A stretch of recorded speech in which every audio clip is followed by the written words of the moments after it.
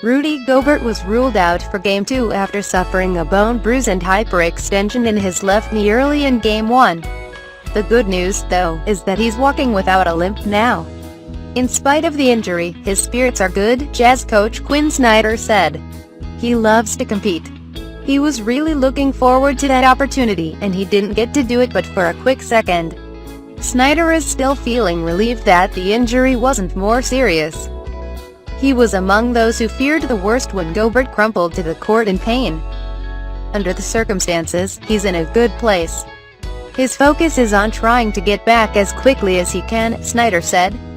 From what you kind of felt initially, you feel fortunate there's nothing more serious because it certainly looked like that when it happened.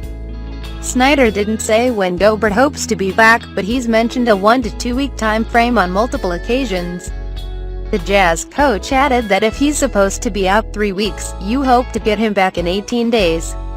If he's supposed to miss 2 weeks, you hope to get him back in 12 days. It's hard to predict, Snyder said.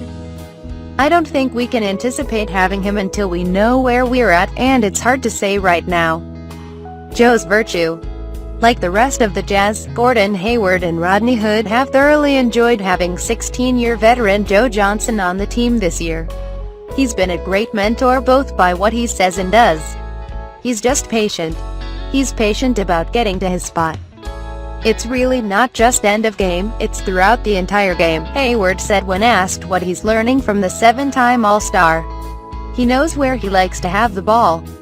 He has his sweet spots and he gets there, and once he's there it's hard for the defense to stop him.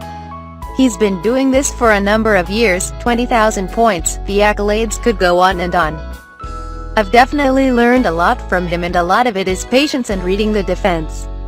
It's been especially fun for Hood, who grew up as a huge Joe Johnson fan.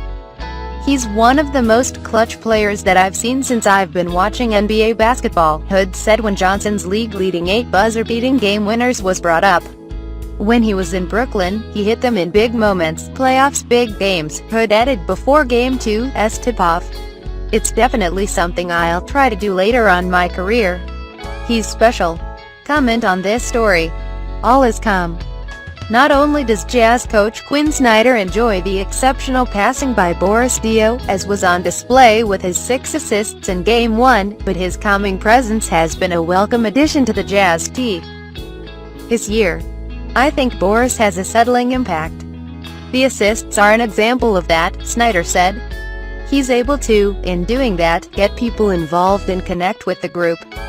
Snyder loves that the French big man can impart wisdom to other Jazz players because of the vast amount of experiences and things he's been exposed to in his 35 years. Snyder smiled. He's got a diverse set of interests, which include the playoffs. Thanks for watching. Please subscribe my STC News channel. Goodbye and see you again.